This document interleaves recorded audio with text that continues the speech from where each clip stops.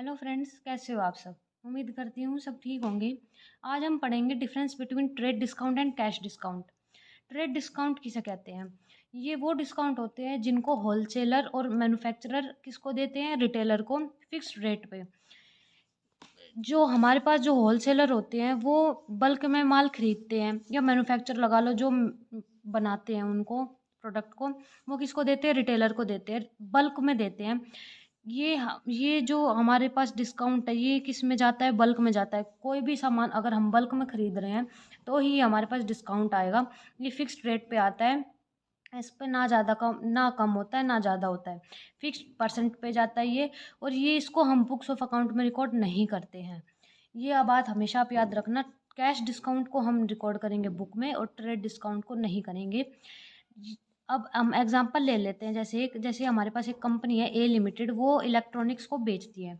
अब हमारे पास एक बंदा है अमित। वो क्या कहता है, भाई मैंने एक होटल खोला है तो मुझे सामान चाहिए। तो वो कहता है, भाई मैं तेरे से लूँगा और बल्क में लूँगा, तो मुझे सारी टोटल अमाउंट बता दे प्लस ट्रेड डिस्काउंट, कितना डिस्काउंट देगा। तो ये बोला, भाई सारा सामान तो मिलेगा 20 लाख का। 20 लाख का कह रहा है, भाई 20 लाख का हमारे पास टोटल इलेक्ट्रॉनिक का सामान है जो जाएगा, जिस पे हम ट्रेड डिस्काउंट देंगे 10%, 20% का, सॉरी 20% का हम डिस्काउंट दे देंगे। और 20 लाख का सामान है। तो अब हम जो हमारी नेट अमाउंट है वो कितनी आएगी, बताओ बच्चों। 20 लाख, 20% कितना आया? 4 लाख। 4 लाख का हमारा क्या आया, ट्रेड डिस्काउंट आ गया। अब 20 लाख में से अगर हम 4 लाख को माइनस कर देते हैं,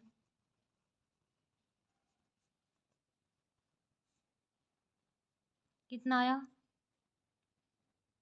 16 लाख हमारी क्या आई, वो अमाउंट आई जो इसको पे करनी होगी ए लिमिटेड को, मतलब अमित को पे करनी होगी ए लिमिटेड को। ये हमारी नेट अमाउंट आई। तो इससे हमें क्या पता चलता है, इससे हमें ये पता चलता है कि ट्रेड डिस्काउंट उस चीज़ पे लगता है जो हम बल्क में लेते हैं, और ये फिक्स परसेंट पे लगता है। ये ना कम होता है ना ज़्यादा होता है, और इसको हम बुक्स ऑफ अकाउंट में रिकॉर्ड नहीं करते हैं। ये बात हमेशा याद रखना। अब हमारे पास नेक्स्ट आता है कि कैश डिस्काउंट कैसे कहते हैं। कैश डिस्काउंट वो डिस्काउंट होता है जो कस्टमर्स को दिया जाता है पेमेंट के दौरान।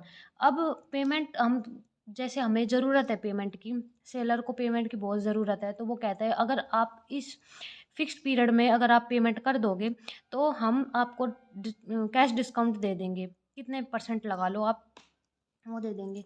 तो अर्ली पेमेंट करवाने के लिए जो सेलर होता है वो बायर को ये डिस्काउंट देता है, जिसको हम बोलते हैं कैश डिस्काउंट।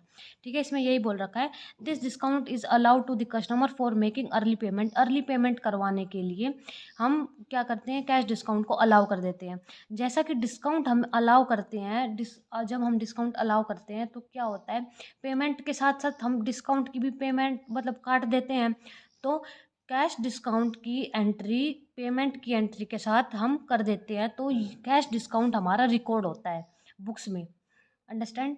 इसमें अब मैं दोबारा रिपीट कर देती हूँ। जो कैश डिस्काउंट होते हैं वो होते हैं जो कस्टमर्स को मिलते हैं अर्ली पेमेंट करने के लिए, या ये रीज़न की कुछ भी हो सकता है। सेलर को अर्जेंट पेमेंट की ज़रूरत है, किसी को पे करना है तो, या फिर अब कोई और रीज़न हो, उसकी वजह से सेलर चाहता हो कि बायर जल्दी से जल्दी पेमेंट कर दे मुझे, तो वो कैश डिस्काउंट अलाउ कर देता है, जिसकी वजह से बायर पेमेंट कर देता है। ठीक है, अर्ली पेमेंट कर देता है वो। अब जैसे कि हम डिस्काउंट अलाउ करते हैं, पेमेंट के टाइम पे हम अलाउ करते हैं, तो कैश डिस्काउंट की और हमारी जो पेमेंट की है वो दोनों की एंट्री एक साथ हम रिकॉर्ड करते हैं। क्योंकि पेमेंट के साथ कैश डिस्काउंट अलाउ हुआ है, इसलिए हम ये एंट्री रिकॉर्ड करते हैं कैश डिस्काउंट की। और हमारे ऊपर जो हमने बताया था ट्रेड डिस्काउंट हम रिकॉर्ड नहीं करते हैं, नॉट रिकॉर्डेड। कैश डिस्काउंट को हम रिकॉर्ड करते हैं, रिकॉर्डेड अलोंग विद। ठीक है, अब हमारे पास डिस्काउंट है वो एक नॉमिनल अकाउंट है। नॉमिनल अकाउंट का रूल क्या कहता है, डेबिट ऑल एक्सपेंसेस, है ना, credit all incomes and gains, ये है। क्रेडिट ऑल इनकम और डेबिट ऑल एक्सपेंसेस। तो हम जब डिस्काउंट अलाउ करेंगे मतलब देंगे तो हमारा क्या हुआ, एक्सपेंस है, हमारा खर्चा है, तो वो क्या होगा, डेबिट हो जाएगा। डिस्काउंट अलाउड हमारे पास डेबिट होगा। और जब हम डिस्काउंट रिसीव करेंगे, हमें डिस्काउंट मिलेगा, तो हमारी क्या होगी, इनकम। हमें कम पे करना पड़ेगा तो हमारी क्या होगी, इनकम होगी। तो क्या होगा, क्रेडिट। डिस्काउंट रिसीव हमारे पास क्रेडिट होता है, डिस्काउंट अलाउड डेबिट होता है। फॉर एग्जाम्पल ले लेते हैं हम। अब हम एग्जांपल लेते हैं, ऊपर वाले एग्जांपल ले लेते हैं, जैसे ए लिमिटेड वाला ही। तो देखो, ए लिमिटेड हमारे पास कंपनी है, इलेक्ट्रॉनिक्स ही सेल करती है वो, ठीक है, सेल इलेक्ट्रॉनिक्स। अब हमारे पास एक आदमी है, वो गया, मान लीजिए अमित ही लगा लेते हैं, अमित गया, इसके पास बोला मुझे मुझे एक टीवी चाहिए, टीवी चाहिए मुझे एक। ये बोला ठीक है भाई, देख लो कौन सा टीवी चाहिए। इसने पसंद किया 80,000 वाला, 80,000 वाला टीवी पसंद किया। अब ये कहता है भाई मैं आपको बाद में पेमेंट कर दूंगा, ठीक है, कोई जान पहचान होगा। तो ये बोला भाई मैं तो आपको बाद में पेमेंट कर दूंगा, आप मुझे रिसिप्ट बना के दे दो, तो बिल बना के दे दो। तो वो कहता है कि भाई मैं बिल तो बना दूंगा, पर आप हमारी एक स्कीम है वो सुन लो। अगर आप अभी पेमेंट करते हो तो मैं आपको 5% ऑफ दूंगा, 5% का क्या दूंगा, डिस्काउंट दूंगा। अगर आप बाद में पेमेंट करोगे, आप अपने टाइम पे पेमेंट करोगे, तो आपको 80,000 का पड़ेगा।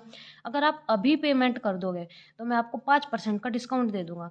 तो इसको आ गया लालच कि भाई 5% का डिस्काउंट मिल रहा है, तो भाई मैं अभी पेमेंट कर देता हूँ।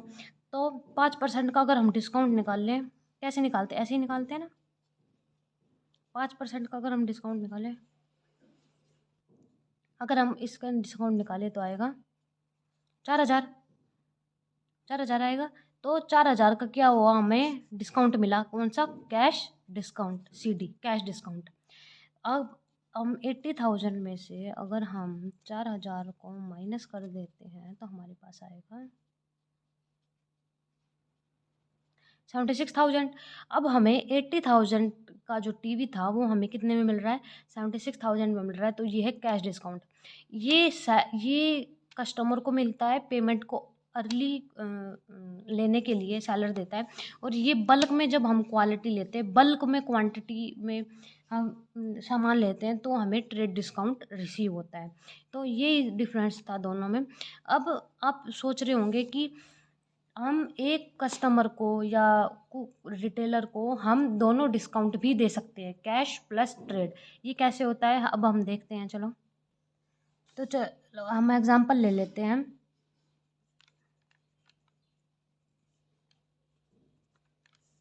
हमारे पास एग्जांपल है, ठीक है। ए लिमिटेड है, उसने गुड्स बेचा, इलेक्ट्रॉनिक्स ही बेचती है, हम वही एग्जांपल ले लेते हैं, ठीक है। उसने गुड्स बेचा 10 लाख का।